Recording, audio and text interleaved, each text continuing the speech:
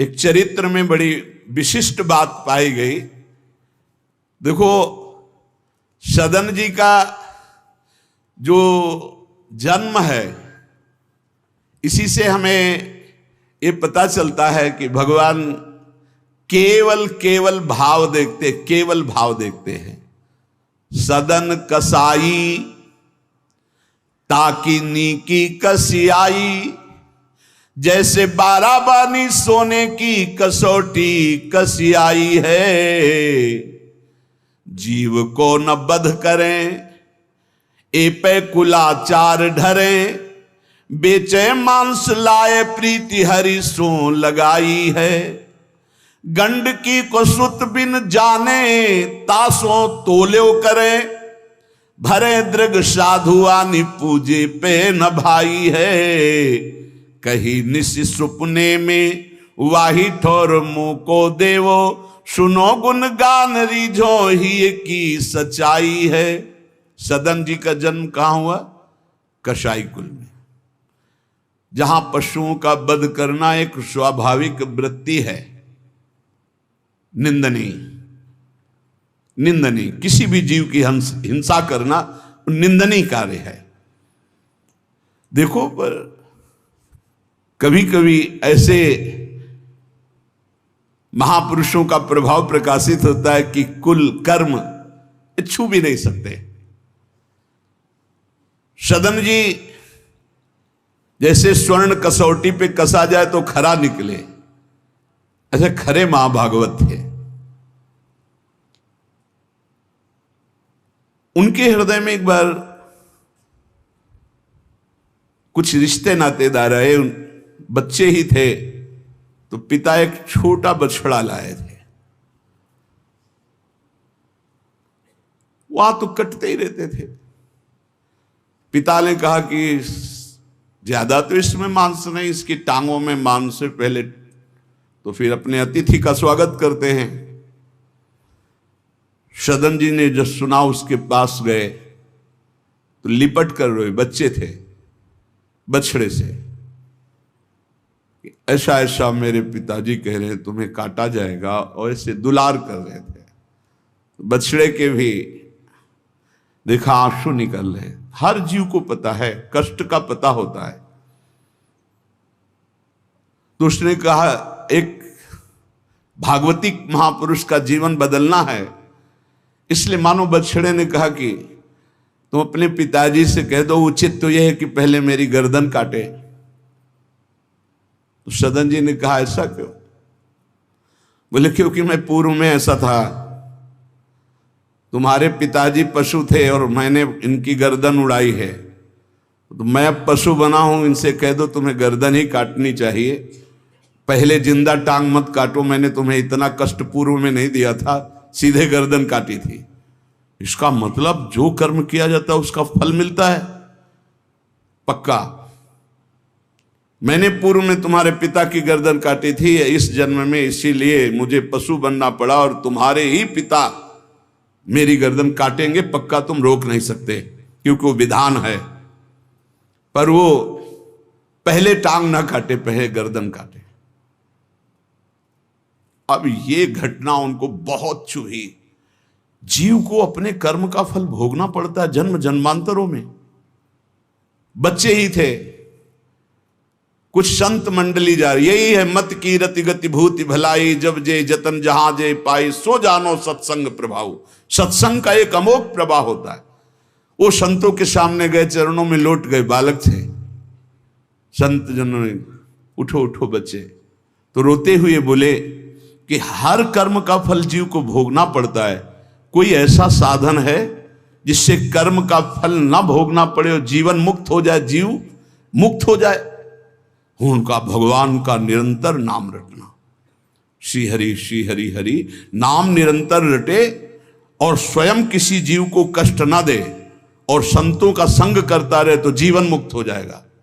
बस छोटे से बालक सदन जी में बात बैठ गई, बस अंदर शुरू कर दिया हरि श्री हरि श्री हरि श्री हरि। संतों की बात मान ले तो परम पद जेब में है। अब पिताजी जब तक रहे तब तक वो वध करते रहे जीवों का, लेकिन सदन जी ने कभी कभी किसी का वध नहीं किया। वो कुल परंपरागत मांस खरीद लाते और उसी को मुनाफा करके बेचते और परिवार का पोषण करने लगे। एक दिन ये रास्ते में आ रहे थे तो किसी साधु का बटुआ ढीला होगा तो शालिग्राम भगवान गिर पड़े थे। इन्होंने उठाया कि अच्छा चमकता हुआ कोई पत्थर है, तो शालिग्राम भगवान को लाए तो उन्होंने अंदाज में कि आधा 1 किलो के वजन का काम तो करेंगे, तराजू में रख दिया। हरि श्री हरि श्री हरि श्री हरि, हर समय नाम जपना। ये तो बचपन से शुरू था संतों की कृपा से और भगवान से अंदर से समर्पण था। ये नहीं जानते थे कि शालिग्राम भगवान है, देखा ही नहीं था कभी भगवान के शालिग्राम रूप को। अब जैसे कोई कहता कि 5 किलो दो तो 5 किलो शालिग्राम बन जाते, 2 किलो तो 2 किलो दो। अब तो बहुत बढ़िया काम की बाट बदलने की जरूरत नहीं, एक ही बाट में जितना मांगो उतना दे देंगे और ठीक वजन उतना ही होता, कभी किसी को संशय नहीं हुआ। एक दिन वो संत समागम करते ही थे तो एक संत भगवान आए। कोई इनके यहां ये भेद नहीं मानता था कि ये अमुक कुल की, क्योंकि इतने महाभागवत थे। संतों के चरणामृत लेना, उनके पास बैठकर सत्संग करना, तो संत जन इनके यहां आकर के बैठते थे, इनके यहां आकर के थोड़ी देर भगवत चर्चा। बड़े उच्च कोटि के भाव सदन जी के प्रकाशित थे। तो एक संत भगवान ने देखा कि ये तो बड़े सिद्ध शालिग्राम हैं, इनमें तो चक्र का चिन्ह भी है और ये इससे मांस तोलते हैं। अश्रुपात होने लगे संत जी के कि ऐसा अनर्थ करते हो तुम, भगवान के भक्त हो। संत जी ने सदन जी से बताया कि ये जानते हो तुम्हारे बांट नहीं है, स्वयं शालिग्राम भगवान हैं और इतना घृणित कार्य कि तुम इनसे एक तरफ मांस और एक तरफ शालिग्राम। बड़ी बड़ी उनको व्यथा हुई। सदन जी ने कहा मुझे कुछ पता नहीं, मैं नहीं जानता, मेरे लिए तो ये बहुत सिद्ध बांट है, मैं जितना ग्राहक मांगता है उतना ही, आधा किलो तो आधा किलो, 5 किलो तो 5 किलो बन जाते हैं। आप देखो अपने कुल कर्म को कर रहे हैं और नाम जप कर रहे हैं और संतों की कृपा है। तो देखो अचानक रास्ते में भगवान शालिग्राम जी मिले थे। उन्होंने कहा अगर ये भगवान है तो आप ले लो, हम तो सेवा पूजा कुछ जानते नहीं, आप इनको ले जाओ। संत जी ले गए और देखो ये हृदय में बैठा लीजिए, संत मिले मतलब आखिरी जन्म हमारा है। विश्वास अगर कर ले, पक्का समझ लीजिए ये तुम्हारा विश्वास काम करेगा।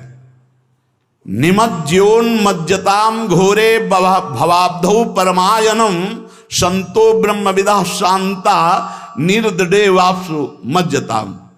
इस घोर संसार सागर में जो हम डूब रहे हैं तो भगवान भेजते हैं ब्रह्मवेत्ता संत महापुरुष का समागम, और जहां संत मिले तो आखिरी जन्म समझो इस संसार समुद्र से पार होने के लिए सुदृढ़ नौका संत समागम है।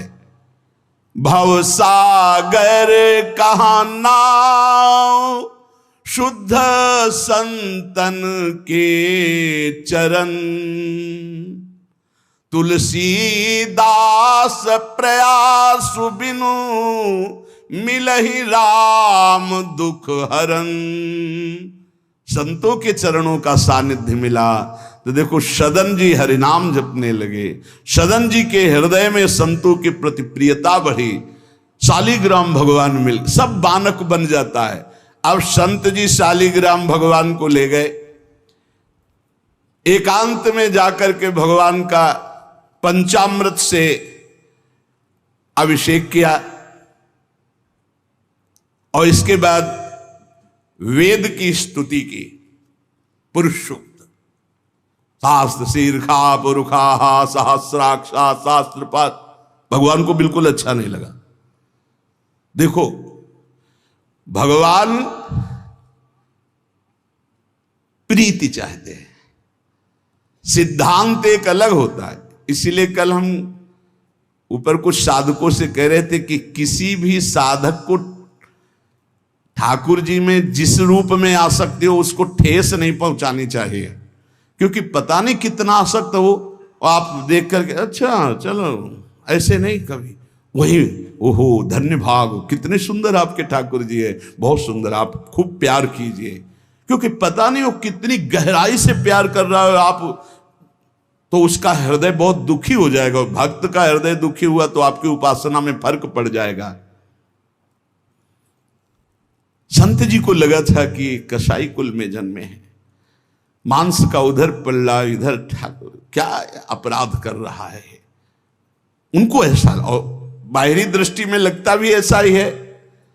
तो कहा भयो जो पे बड़े कुलहू में जन्म भयो, जप तप नेम व्रत साधन अपार है। कहा भयो तीर्थ अनेकन गमन किए, गयो नहीं जौलो निज मन को विकार है। जौलो मेरे संतन में राखे जाति भेद सदा, तौलो कहो कैसे वह पावे सुख सार है। मेरे साधु नीच पद पंकज ना धोयो, जौलो सब शास्त्रन को पढ़ी बोई भार है। जरा भी भाव किसी भी संत जो भगवत मार्ग के प्रतीक है, जाति पक्ष में रूप पक्ष में इनके तेज तो है नहीं, ये तो ऐसे बिल्कुल नहीं, सावधान, पता नहीं कौन किस कोटि का, उच्च कोटि का महापुरुष हो आपका चिन्ह। उन संत बहुत अच्छे संत थे, पर उनके मन में बात आ गई कि जाति के तो कसाई ही, काम तो नीचे ही है, मांस देखो नहीं जाना भगवान की महिमा। हम समझ रहे थे उच्च कोटि के, और वो बहुत उच्च कोटि के महापुरुष सदन जी, निरंतर नाम जब, और एक खास बात थी सदन जी में दैन्यता, कि मैं तो किसी योग्य नहीं, और उनको पता भी नहीं था कि शालिग्राम भगवान हैं। तो लेके आयो साधु मैं तो बड़ो अपराध कियो अभिषेक सेवा करी पे न भाई है। ये तो प्रभु रीझे तो पे जोई चाहो सोई, करो गरो भरी आयो सुनिमति बिसराई है। तेई हरि उरधारी डारी दियो कुलाचार, चले जगन्नाथ देव चाह उपजाई है। मिले एक संग संग जात वे सुगात सब, तब आप दूर दूर रहे जान पाई है। संत जी ने बड़ा अभिषेक किया, वेद स्तुति की, भगवान को भोग लगाया, बड़ी प्रसन्नता से उच्च सिंहासन पर विराजमान किया। भगवान उसी समय आकाशवाणी हुई, ए साधु मुझे ये तुम्हारी वेद स्तुति बिल्कुल पसंद नहीं, तुम्हारा ये पंचामृत स्नान भोग ये सब, तुम मेरे भक्त पर नीच बुद्धि करके मुझे लाए हो ना, ये मुझे तुम क्या समझते हो? वेद मेरी श्वासों से ही तो प्रकट हुए हैं। वेद क्या है? भगवान की श्वासों से वेद का प्रादुर्भाव हुआ है। सोहरि पढ़े ये अचरज भारी, चारों वेद भगवान के श्वासों से प्रकट हुए। जाकी श्वास वेद श्रुतिचारी, जिनकी श्वासों से चारों वेदों का प्रादुर्भाव हुआ। मैं वेद की स्तुति और गंगा जल से उतना प्रसन्न नहीं होता जितना मैं अपनेपन के भाव से, मेरे सदन जी हैं और मैं सदन जी का हूं, मैं बिल्कुल तुम्हारी सेवा से प्रसन्न, मैं अपराध मानता हूं कि तुम वहां से मुझे लाए हो। साधु जी यह बात सुनकर एकदम घबरा गए, शालिग्राम भगवान को लिया, दौड़ते हुए सदन जी के पास गए और गदगद स्वर में कहा मैंने भारी अपराध कर दिया, ठाकुर जी को अप्रसन्न कर दिया। मैंने आपके प्रति भाव किया कि आप कसाई कुल में आपका अधिकार ठाकुर का नहीं है, इसलिए आप ठाकुर जी को नहीं जानते हो, आप ऐसा ये लो। ठाकुर जी अप्रसन्न हो गए हमसे, हमने तो पंचामृत से गंगा जल से सब अभिषेक किया, पुरुष सूक्त का पाठ किया, ले इस श्री ठाकुर जी को आप स्वीकार करो। विधि पूर्वक सेवा से ठाकुर जी प्रसन्न नहीं हुए, अपनेपन से ठाकुर जी को सबसे ज्यादा अपनापन, प्रेम भाव। सदन जी शालिग्राम भगवान अब जो देख रहे हैं वो दूसरा भाव है। ये भगवान है, मुझे तो अभी तक पता ही नहीं था। साधु जी जब चले गए तो कहा अब तौलने के काम में तो नहीं, एक सुंदर नवीन कपड़े में ऐसे गले पे लगा लिए, ठाकुर जी गले पे डाल दिए। भगवान रीझते हैं भक्त की अपनेपन की प्रीति में, जो चाहे वो प्राप्त कर सकता है, सिर्फ अपनापन प्रभु को चाहिए। हम यही कहते हैं बार बार कि अपनेपन पे कुल्हाड़ मत चलाओ, विश्वास पर कुल्हाड़ मत चलाओ। साधना बने ना बने, लेकिन हमारे माई श्यामाजू को राज पार हो जाओगे, हमारी बात मान लो। श्री जी सिर्फ अपनेपन को देखती, सिर्फ अपनेपन को। अवगुण करे समुद्र सम गणत न अपनो जान, राय के संभजन को मानत मेरु समान। श्री सदन जी ने निज हृदय से लगाया और आंसू बहने लगे कि प्रभु मुझे तो आपका ज्ञान ही नहीं कि आप भगवान हो। आंसुओं से अभिषेक हो रहा, नाथ अभी तक तो मैं आपको जानता नहीं था, बड़ा अपराध हुआ, लेकिन आज मैं, जब आप हमें इतना प्यार करते हैं, जब साधु ने बताया कि मुझे भगवान ने कहा है कि मैं जितना सदन जी को प्यार करता हूं, उनकी मैं भावना से प्रसन्न, तुम्हारी सेवा से नहीं, उनको अद्भुत वैराग्य हो गया। बोले आज के बाद घर परिवार में ही नहीं रुकूंगा, अब केवल भगवान का होकर वैराग्य भाव से जीवन भगवान को समर्पित करता हूं। शालिग्राम जी गले में टांगे और कहा पहली यात्रा जगन्नाथपुरी, पहले जगन्नाथ जी के दर्शन करूंगा जाकर, पूरा जीवन अब भगवान के लिए। भगवान देखो कैसे कृपा करते। बचपन में संतों से उपदेश मिला, नाम जब शुरू किया, ऐसे उच्च कोटि के महात्मा के ऐसा कार्य करने पर भी सब संत उनके यहां जाते थे, और उसका परिणाम हुआ कि घोर वैराग्य युक्त होकर भगवान के अनुराग में घर से चल दिए। श्री सदन जी कुटुंब परिवार कुल व्यापार सब छोड़कर जगन्नाथ जी के दर्शन के लिए चले। कुछ दूर चलने पर यात्रियों का समुदाय दिखाई दिया जो जगन्नाथपुरी जा रहे थे, तो उनके संग हो गए। जब उन लोगों ने, कुछ ने पहचान कर ली कि अरे तो कसाई कुल के हैं, और तो सब दूर दूर छूना भी नहीं चाहते थे। यही बहुत बड़ी चूक हो जाती है, जो भगवान को समर्पित हो जाए उसमें कभी जाति पक्ष ना देखे, नहीं, बहुत बड़ी हानि हो जाती है। राजसूय यज्ञ में स्वपच वाल्मीकि को आदर सहित पवाकर पूर्ण यज्ञ करवाई भगवान ने। ये बात ध्यान रखना है, अपने जात अभिमान में आकर कभी किसी भक्त का अपमान न कर दे कि वो नीच कुल का है, ऐसा कुछ। जब ये देखा सदन जी ने कि ये लोग घृणा करते हैं हमसे, तो खुद अलग हो गए। सदन जी बड़े पुलकित है कि आज जगन्नाथ जी के दर्शन होंगे। एक जगह देखा, गौएं पानी पीने के लिए लालायित हैं, तो एक आदमी बाल्टी से पानी निकाल तो गौओं को डंडा मारने लगा। सदन जी ने कहा क्यों, पानी क्यों नहीं पीने देते? तो बोले इतना गहरा कुआं है, घसीटने से हमारे हाथ दर्द होते, अपने घर के लिए ले जाएंगे कि इनको पिलाएंगे? तो उनका अगर आप कृपा करें कुछ समय हमें दे दें बाल्टी और मैं भरूं, तो बोले मुझे फिर कोई परेशानी नहीं। भर भर करके 2500 गाय थी, सबको पानी पिलाया। शाम हो गई, पानी खींचने में पिलाने में समय लगा, तो उन्होंने सोचा गांव में भिक्षा मांग लेते हैं और आज रात्रि कहीं एकांतवास कर लेते हैं, सुबह जगन्नाथ जी के दर्शन करेंगे।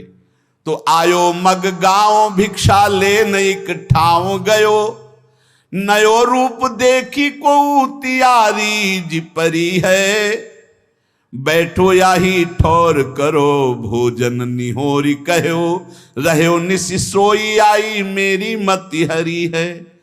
लेवो मुंह को संग गरो काटो तो न होए रंग, बूझी और काटी पति ग्रीव पे न डरी है, कही अब पागो मोशो ना तो कौन तो सो मोसो, सुर करी उठी इन मार्यो भीर करी है।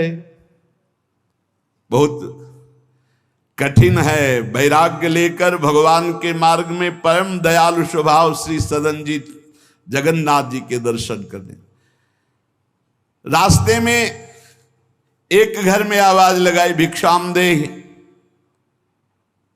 भगवान की लीला। एक स्त्री निकली भिक्षा लेकर, देखा रूप तो जो भगवान का नाम जप करते हैं, भगवान आश्रित होते हैं, उनका रूप अलौकिक होने लगता है। एक दिव्य आकर्षण होता है जो सबके चित्त को आह्लाद प्रदान करता है, क्योंकि आनंद स्वरूप भगवान का निरंतर चिंतन होता है। उसके प्रभाव से मुखाकृति में एक अद्भुत लावण्य, एक अद्भुत आकर्षण होता है। वो स्त्री ने देखा कि नवयुवक भिक्षुक तेजस्वी, वो रीझ गई, देखते ही रीझ गई, और उसने कहा कहीं मांगने की जरूरत नहीं, आप यहां बैठो और भोजन करो। सदन जी ने कहा हमें पाना तो है ही, जब आप पवाने के लिए कह रही तो पवा दीजिए। स्वाभाविक, क्योंकि अभी वैराग्य मार्ग में निकले। उस स्त्री ने प्रार्थना की, भोजन बना के पवाया और कहा प्रभु यदि आज रात्रि यहीं विश्राम कर लें तो आपको क्या, सुबह जगन्नाथपुरी चले जाइए। आपने उस स्त्री के विशेष आग्रह को स्वीकार करके उसके घर में शयन करना स्वीकार कर लिया। जब उसके पति सो गए तो वो रात्रि में उठ करके आई और आपके पास आकर बोली कि मैं आपको देख करके काम से पीड़ित हो चुकी हूं, अतः आप मुझे स्वीकार कीजिए और मैं सदा सदा के लिए आपके साथ के लिए चल दूंगी। सदन जी ने कहा यदि तू मेरा गला भी काट डाले तो भी मैं तुझे स्पर्श नहीं कर सकता, क्योंकि तेरा पति है। अच्छा, उसने गलत अर्थ ले लिया। उसके भाव में आया कि अगर पति है तो ये स्पर्श नहीं करेंगे, अगर पति ना हो तो स्वीकार कर लेंगे। कोआ मदांधो मदना तो रोवा, अंधों में भी अंधा कौन है, बोले जिसमें काम जागृत हो जाए। वो ऐसे काम से व्याकुल हो गई कि सोते हुए अपने पति का बिल्कुल भी प्रियता न रखते हुए गला काट दिया और आकर बोली सदन जी से कि अब मुझे स्वीकार करो, आपको पति का भय था ना, गला काट दिया। सदन जी ने कहा कि तू कितनी नीच है, जब तू अपने पति का गला काट दिया तो तू कितनी नीच है, इतना सोचा है? वैसे ही मैं तुझे स्पर्श नहीं करता, अब तो तुझे देखना भी नहीं। तो स्त्री ने कहा मुझे ऐसा मत समझो कि मैं तुम्हें भी बख्श दूंगी, तेरे कारण मैंने अपने पति का गला काटा है तो फिर तू भी नहीं बच सकता। तो सदन जी ने कहा क्या कर सकती हो? तो उसने कहा मुझे स्वीकार करो, नहीं उच्च स्वर से अभी हल्ला मचाती हूं। माया का विचित्र तांडव, और मैं जोर जोर से सबको कहूंगी कि ये मेरे साथ गलत करना चाहता था, मैंने रोका, मेरे पति ने रोका, मेरे पति का गला इसने काट दिया, इसलिए अभी कहती हूं मैं आजीवन तुम्हारे साथ रहूंगी, मुझे ले चलो। सदन जी ने कहा गला कटवाना बर्दाश्त है लेकिन स्पर्श नहीं कर सकता। ये सब चूकों की चूक का पूर्ण आहुति, इससे पूर्णता हो गई। मैं धर्म के विपरीत नहीं चल सकता, तू चाहे मेरा गला तू काट दे या समाज से कटवा दे। सदन जी भगवान के भक्त थे, उनके भोले भक्त होते हैं भगवान के, ज्यादा बुद्धि नहीं लगाते हैं, नहीं तो रुकना ही नहीं चाहिए था या उसी समय भाग जाना चाहिए था, भागना चाहिए था। वहां बैठ करके उपदेश नहीं, जब ऐसी घटना है तो भागना चाहिए था। जब वो कि प्रश्न करने के बाद जब सदन जी ने कहा कि तुम्हारा पति है, तुम ऐसा कैसा दुराचार पूर्ण भाव रखती हो, तुम मेरा गला काट दो तो भी तुम्हारा स्पर्श नहीं कर सकता। अब तो उसने देखा कि ये हल्ला मचा दिया, दौड़ो दौड़ो देखो ये ऐसा ऐसा। अब गांव के लोग इकट्ठा हो गए, तुरंत बंदी बनाए गए सदन जी। वहां कौन सुने सदन जी, कौन सुनता है, भीड़ में कोई सुनता है। कड़ा शासन बादशाह का था, उनके सामने पेश किया गया। हाकिम पकड़ पूछे कहे हंसी मार्यो हम, डार्यो सोच भारी कही हाथ कत डारी। कट्यो कर चले हरि रंग मांझ झिले, मानी जानी कछ चूक मेरी यह उर्धारिये। जगन्नाथ देव आगे पालकी पठाई लेन, साधना सो भक्त कहा चढ़े ना बिचारिये। चढ़ी आए प्रभु पास सुपनों सो मिट्यो त्रास, बोले दे कसौटी हूं पे भक्ति विस्तारिये। जब सामने बादशाह के पेश किया गया सदन जी को, पूछा गया स्त्री से क्या दोष है इनका। बोले साहब ये हमारे प्रति गलत भाव रख रहे थे, मेरे पति ने मेरी रक्षा की तो इन्होंने पति का वध कर दिया, फिर मेरे साथ तो मैंने हल्ला मचा दिया, फिर ये बंदी बनाकर आपके सामने ले गए। सदन जी से पूछा तो हंस दिया, उस स्त्री की तरफ देख के हंस दिया कि भगवान क्या लीला करना चाहते हो। और सदन से पूछा तुमने ऐसा किया, तो बोले जो ये कह रही वही सत्य है। उन्होंने विचार किया कि जन्म जन्मांतरों में हमारे कोई पाप हैं जिनका निस्तार भगवान करवाना चाहते, नहीं तो ऐसा क्यों लीला करते। उन्होंने कहा जो ये कह रही है वही बात मानी जाए। सहम गई स्त्री कि है क्या, वो भक्त को क्या जाने। विरोध नहीं किया सदन ने, यह है धैर्यवान भगवान के भक्त का। उन्होंने कहा जो ये कह रही है, क्योंकि जो ही प्यारो करे सोई मोहि भावे, जो ये कह रही थी। भगवान के रहस्य को जानने वाले भक्त ऐसा ही। श्री गदाधर भट्ट जी कथा करते थे, अपार भीड़ एकत्रित हो जाती वृंदावन में। आगरे से लोग सुबह भाग भाग करके अपार भीड़ सत्संग। तो एक कल्याण सिंह जी थे, बड़े जमींदार धनी, और सत्संग का प्रभाव है कि जितेंद्रियता वैराग्य भगवत प्रीति ये बढ़ती है। तो जब से उन्होंने सत्संग सुना तो ब्रह्मचर्य का नियम ले लिया, पत्नी से बात नहीं करते थे। अब घर गृहस्थी में तो यही संसारिक सुख है। कई महीने हो गए वो अपने राजकाज और सत्संग में भाग जाना, सत्संग से आना, बस एकांत में भजन करना। पत्नी ने देखा कि कई महीने हो गए हमारी तरफ देखना भी नहीं, बातचीत नहीं, ये कहाँ जाते हैं, कौन है ऐसा। तो पता चला गदाधर भट्ट जी क्या। बोले हमारी जिंदगी का कांटा है वो, बड़े सुख चैन से जीवन कट रहा था जब से सत्संग में गए। अरे दक्ष ने साप दे दिया नारद जी को इसी बात के लिए, साप दे दिया। 2 घड़ी से ज्यादा कहीं तुम टिक नहीं सकते, जाओ साप देता हूं। तो नारद जी ने कहा 24 दूनी 48 मिनट में तो हम बड़ा काम कर लेंगे, तुम साप दे दो कोई बात नहीं। उसने सोचा कि मैं ऐसा मुंह काला करूं गदाधर भट्ट जी का कि कोई सुनने ही ना जाए, तो जब ये कथा नहीं सुनेंगे तो फिर हमसे प्यार करने लगेंगे। इसी ताक में थी कि कैसे क्या करूं। तो देखा उनकी गली में एक भिखारिन मांग रही थी, फटे पुराने कपड़े पहने, गर्भवती थी। फौरन बुलाया और सोने की असरफियां दी। अरे वो तो गली में मांगने वाली सोने की असरफियां मिली। अरे मालकिन तो उनका एक काम है, जितना तू धन कहेगी तुम्हारे परिवार वालों को दूंगी, बस एक काम कर, तू जा करके कथावाचक जहां मेरे पति कथा सुनने जाते हैं उनका नाम गदाधर भट्ट है, वहां जाके बीच सभा में कह दो कि वैसे तो रोज आते थे और जब से ये हो गया तब से आ नहीं रहे, इसका पालन पोषण कौन करेगा। बस वो समझ गई थी इतने में सब भक्तों की श्रद्धा खत्म हो जाएगी। गली गली मांगने वाली उसको इतना स्वर्ण मुद्रा मिल गई, वो फूली हुई गई और कहा पंडित जी, पूरी सभा ऐसे लगी थी, नजदीक जाके जब ये नहीं रहा था तब रोज आते थे, जब से गर्व रह गया तो आना ही बंद कर दिया, इसका पालन कौन करेगा?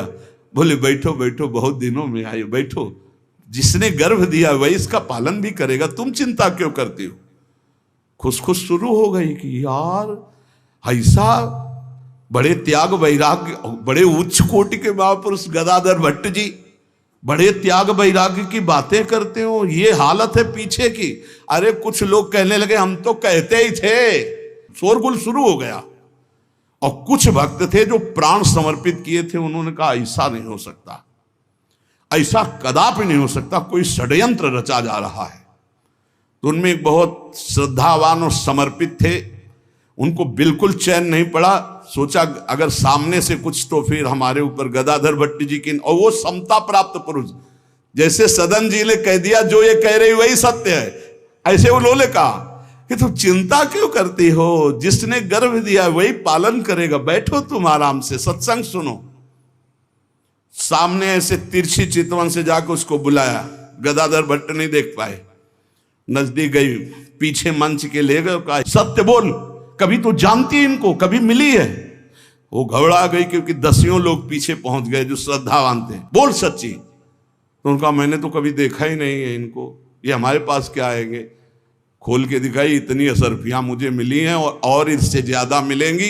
इस बात के कारण मैंने सोचा मेरे परिवार का, अरे तू परिवार के पोषण की सोच रही, लाखों की श्रद्धा की बात है, किसने दिया? तो बोले कोई कल्याण सिंह है उनकी पत्नी। कल्याण सिंह ने जे ही सुना, गदाधर भट्ट जी ने रोका, सत्संग का मतलब क्या है? बोले सभा में बोल। गदाधर भट्ट जी ने कहा कुछ कहने की जरूरत नहीं है, ये सब भगवान से प्रेरित है।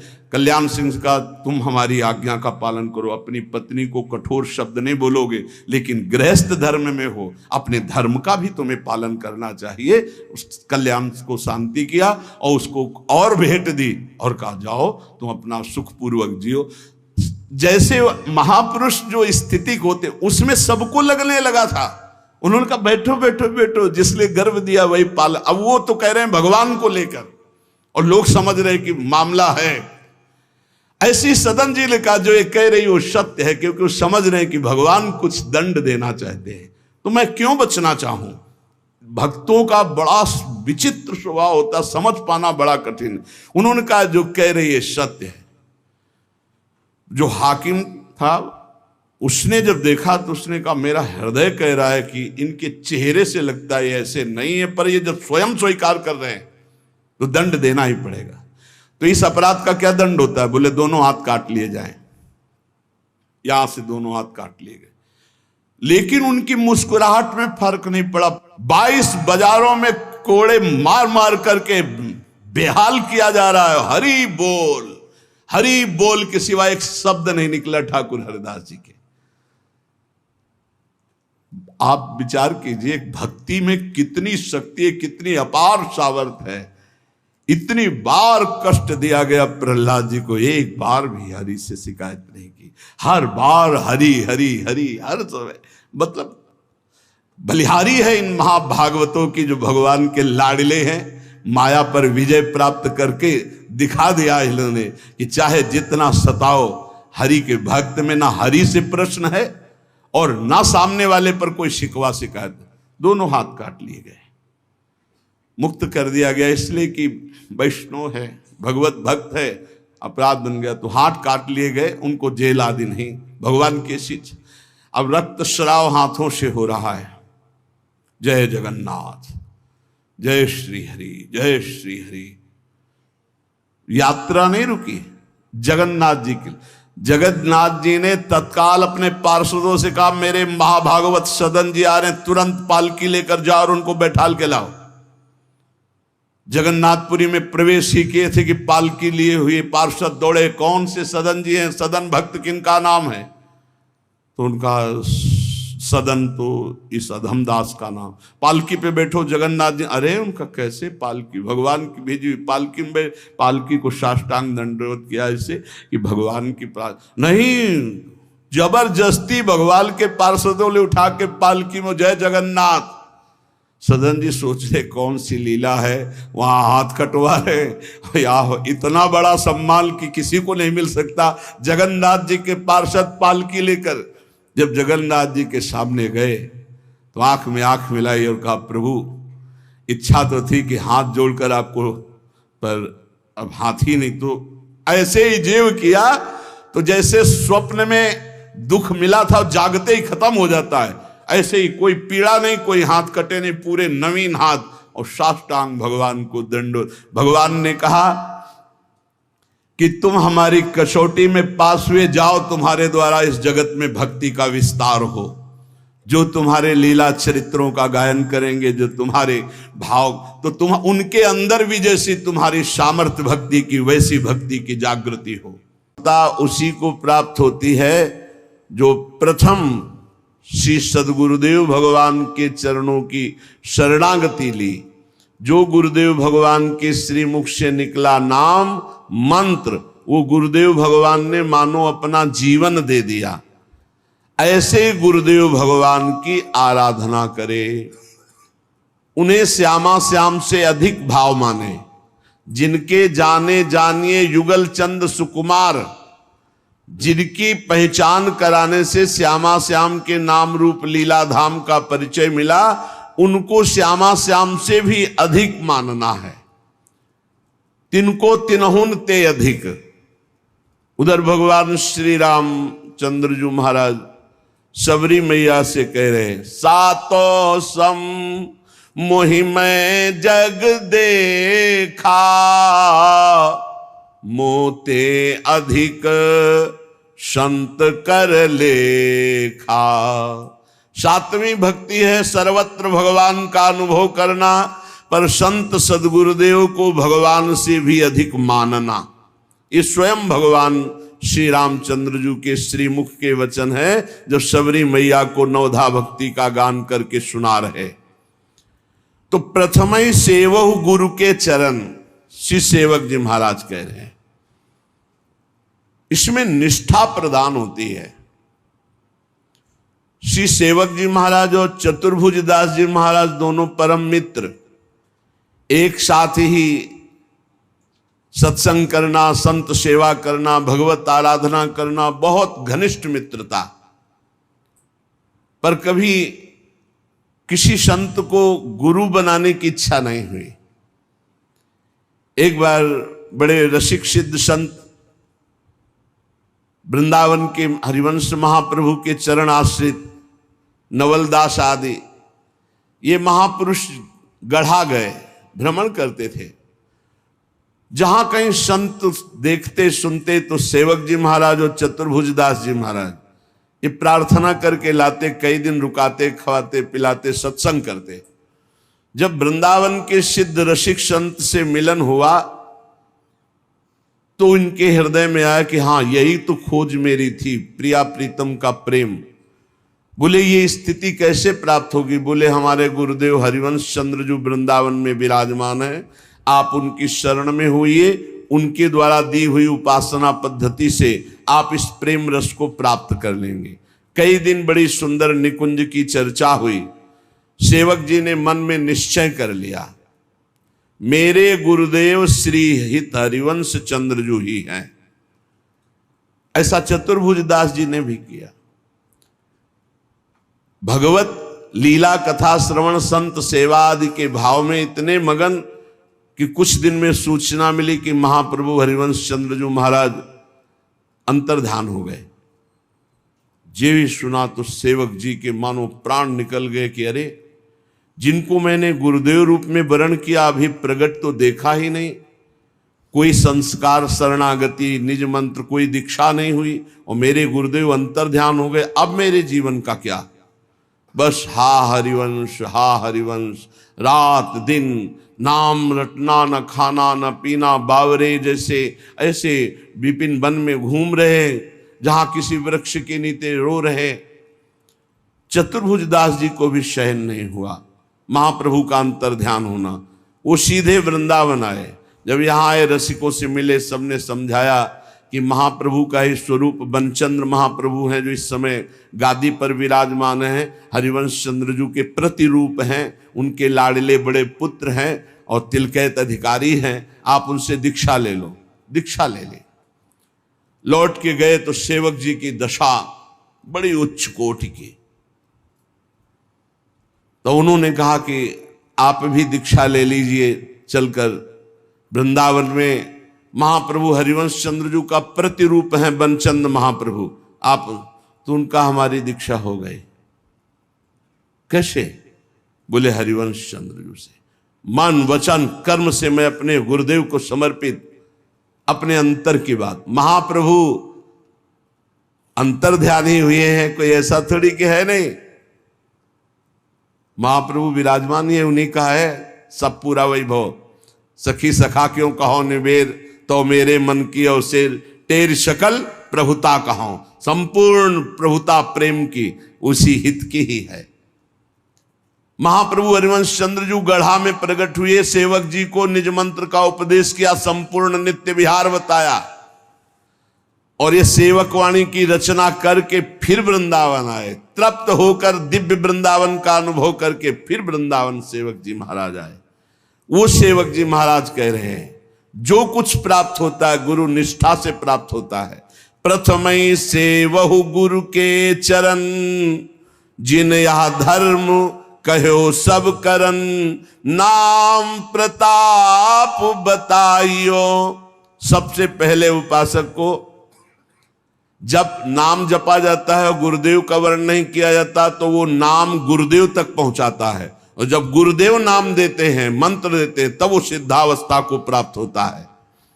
जो गुरुदेव ने तुम्हें उपासना पद्धति बताई प्रेम धर्म की और जो नाम दिया, रात दिन उसी पद्धति से चलो, नाम जप करो, गुरुदेव का रात दिन सेवन करो। रात दिन सेवन कैसे होता है? मेरे मन वचन कर्म से जब गुरुदेव की प्रियता जागृत होती, मेरे गुरुदेव, तो यहां गुरुदेव बैठे रहते आज्ञा चक्र में, एक सेकंड का विस्मरण नहीं होता, क्योंकि मंत्र उन्हीं का, नाम उन्हीं का, उपासना उन्हीं। गुरुदेव ने कहा ऐसा करना, ऐसा, हर समय गुरुदेव मानस पटल पर बैठे रहते। कैसा आनंद है जिसका गुरु चरणों में अनुराग हो। अब जो गुरुदेव ने नाम दिया और मंत्र दिया, रात दिन उसको जपो। यदि गुरुजनों से जुड़ते हो, संत महापुरुषों से, तो भजन के लिए जुड़ते हो, जो उनकी नियमावली दी गई है उसका अक्षरशः पालन करो तो माया पर विजय प्राप्त कर लोगे। मान लो 11 माला कुछ नहीं होता, लेकिन 11 माला करते रहोगे तो वो तुम्हें दिव्यता की तरफ पहुंचा देगा, क्योंकि गुरु आज्ञा है। बोले श्री हरिवंश नाम अनुसर हो, निष्दिन गुरु को सेवन करहो। हरिवंश नाम हा हरि रा राधा बा वृंदावन सा सहचरी। वृंदावन में विराजमान सहचरियों के मध्य में जो श्यामा श्याम है, सब हरिवंश नाम का वैभव है। अगर हम शरणागत मंत्र जप रहे तो हरिवंश नाम जप रहे, निज मंत्र जप रहे तो हरिवंश नाम जप रहे, राधा वल्लभ श्री हरिवंश जप रहे तो जप रहे, राधा राधा जप रहे तो जप रहे, क्योंकि हरिवंश चंद्रजू का स्वरूप यही है। रात दिन गुरुदेव भगवान का सेवन करो, सेवा करो। क्या सेवा है? उनकी आज्ञा का पालन करना और सकल समर्पण प्राण धन। हमारी जो बुद्धि धन पर जाती है उसका निर्णय यह है कि यदि आप अपनी श्वास रूपी धन को गुरुदेव को दे दो तो सबसे बड़ा दान कर दिया। आज से नियम लेते हैं, कोई भी श्वास राधा नाम के बिना नहीं जाएगी। हो गया, बहुत बड़ा धन दे दिया, बाहरी धन तो आया चला गया, ये सब माया का नाटक है। लेकिन वास्तविक प्राण और धन समर्पण की बात कही है। बोले सकल समर्पण प्राण धन, संपूर्ण प्राण का समर्पण आज से नियम लेता हूं हर श्वास गुरुदेव की।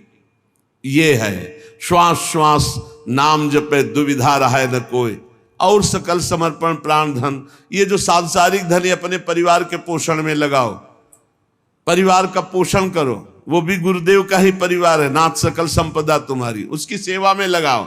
गुरुदेव को धन देना है, श्वास रूपी धन। ये 1100-2100 दक्षिणा चढ़ा दियो, मनमानी आचरण की, ये गुरु भक्ति नहीं है। एक एक श्वास आपकी आज्ञा में जाएगा, राधा राधा राधा, और संपूर्ण कर्तव्य कर्म गुरुदेव को समर्पित। मेरा है क्या प्रभु, मैं तो आपका दास हूं, हो गया।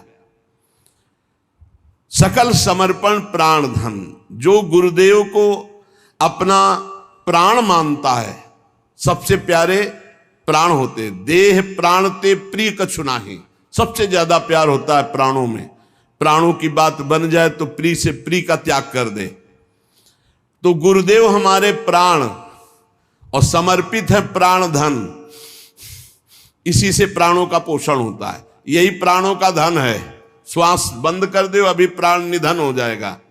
अगर ये श्वास गुरुदेव को दे दी तो सब कुछ दे दिया, और अगर गुरुदेव को श्वास नहीं दी तो गुरुदेव, जानते हो, साधना अवस्था में ही ये सांसारिक भोग जिनको आप महत्व दे रहे हैं, कूड़ा करकट की तरह त्याग दिए गए हैं। जिनको तुम सुख समझते हो, उनको सच्चे मार्ग में चलने वाले प्रारंभिक साधक ही विष्ठावत, मलवत, बमनवत ऐसे त्याग देते हैं, जिनको तुम महत्व समझते हो। सेव संतरा रुपया पैसा या गुरु का महत्व है क्या? नहीं, गुरु का महत्व है तुम्हें भगवत प्राप्ति हो जाए, इसलिए तुम आज्ञा में रहो, तन मन प्राण समर्पित कर दो, जहां जैसी आज्ञा। अब जो ही कहें करे हम सोई आए, इसलिए चले निज दासी। इन्हीं शब्दों का दुरुपयोग किया जाता है। हाँ, गुरु को समर्पित कर दो तन, गुरु को समर्पित कर दो धन, और इतनी ताकत तुम में नहीं है कि उसका खींच लो मन, तो फायदा क्या हुआ? बात समझना, इन्हीं सत्य शास्त्रों के वचनों का दुरुपयोग किया जाता है। गुरु को क्या चाहिए? गुरु को आपका सर्वस्व चाहिए। सर्वस्व आपका क्या है? प्राण और श्वास। प्राण और श्वास गुरुदेव की तो सब कुछ हो गया, समझ लेना। प्राण और श्वास जिसने गुरुदेव को नहीं दिया, गुरु दक्षिणा नहीं दी, प्राण समर्पित। भगवान भी गीता जी में कहते मदगत प्राणा मच्चित्ता मदगत प्राणा बोधयंता परस्परम, मेरे प्राण वाला हो जाए।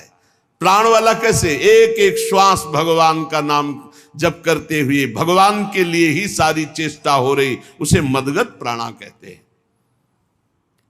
श्री सेवक जी महाराज कह रहे, गुरु सेवा तज करहि जे बान, यह अधर्म यह सब हानि, कानि न रस कर मेरा है। देखो, मन तो राजी उन विषयी पापी पुरुषों का भी है जो जीवन जी रहे हैं, लेकिन जीना ही केवल सार्थक बात नहीं है। जीना किसके लिए है?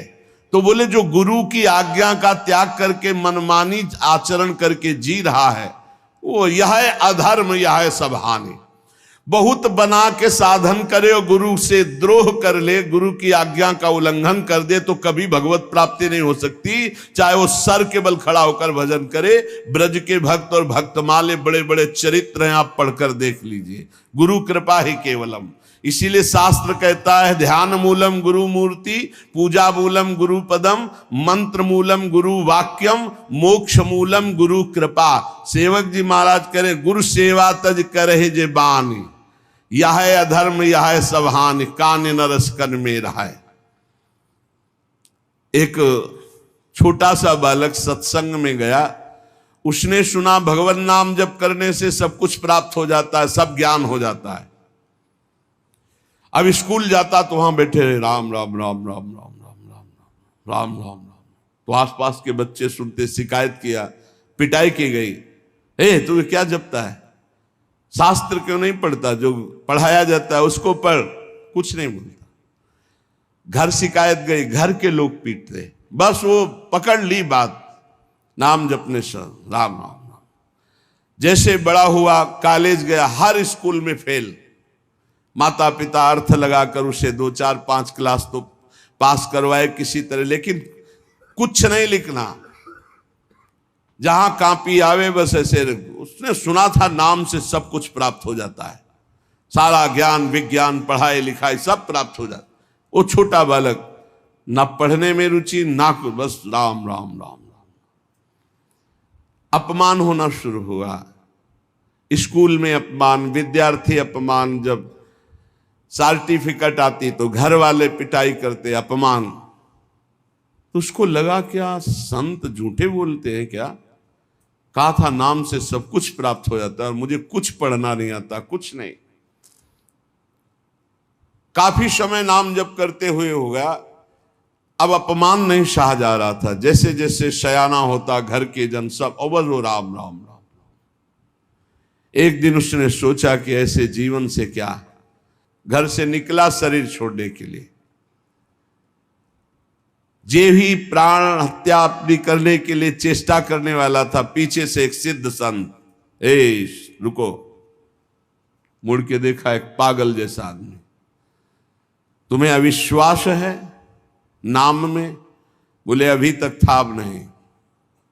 बोले जबान निकाल, देखो और कुछ नहीं लिख रहा, यही लिख रहा हूं जो जो तू जप रहा है, क्योंकि अभी तक गुरुदेव की प्राप्ति नहीं हुई थी। केवल श्रवण करके नाम जप शुरू किया, लिखा ऐसे ही, किसी और से नहीं, ऐसे अंगुली से राम।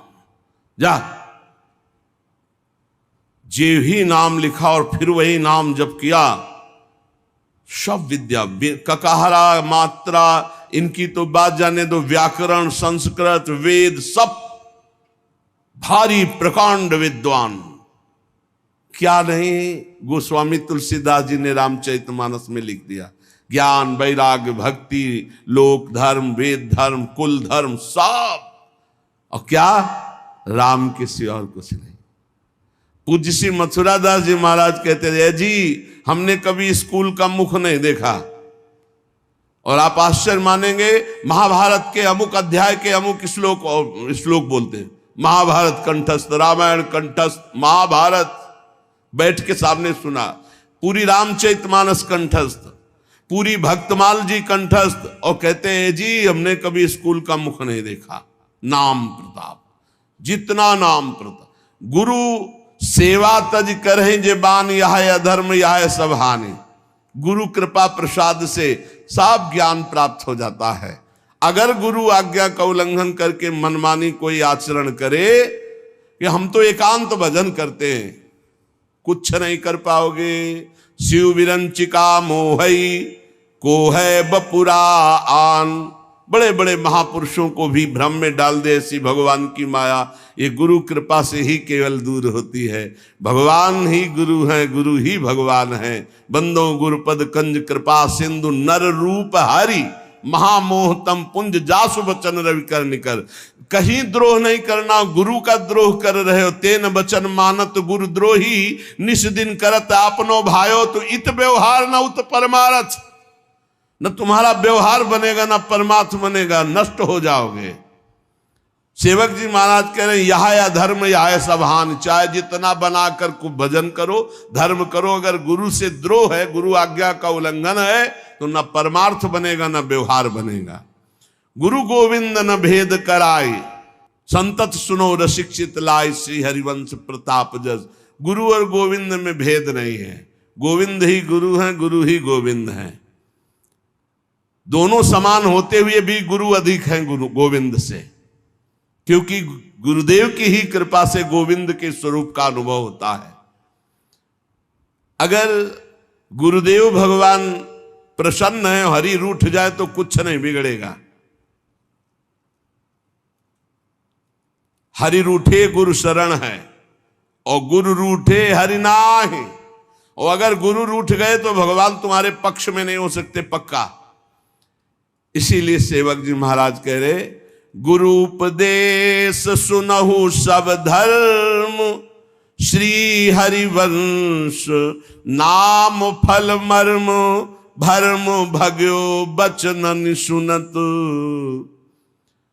गुरुदेव भगवान के ही वचन सुने, खास बात है।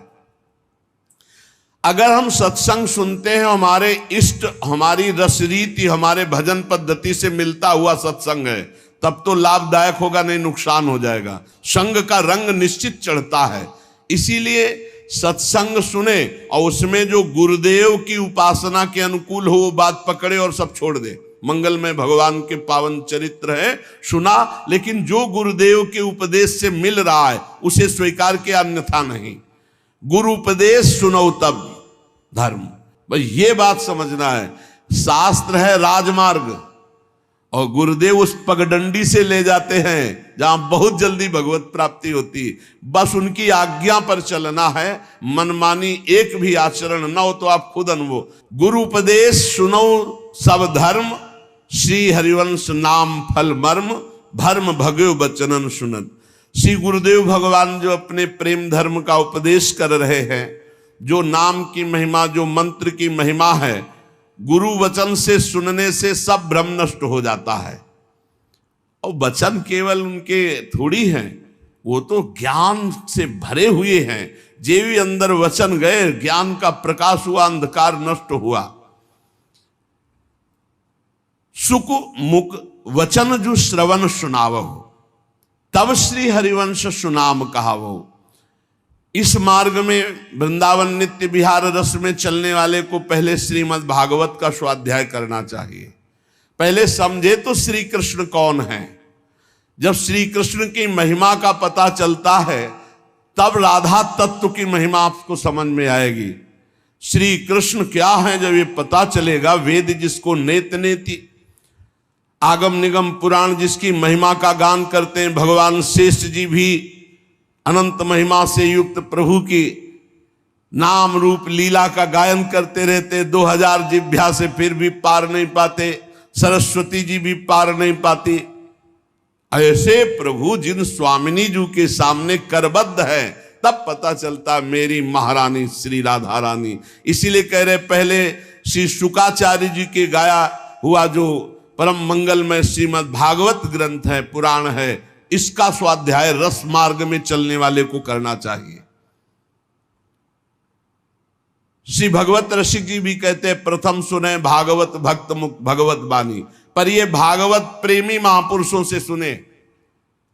क्या होगा कि जो जिस राग में रंगा होता है, अगर राग है ब्रह्म ज्ञान का राग है, दासत्व का राग है, सख्य का, तो वैसे ही भागवत की चर्चा होगी। और अगर वो अनुरागी नहीं है, प्रेमी नहीं है, तो फिर और दूसरी प्रकार की चर्चा होगी।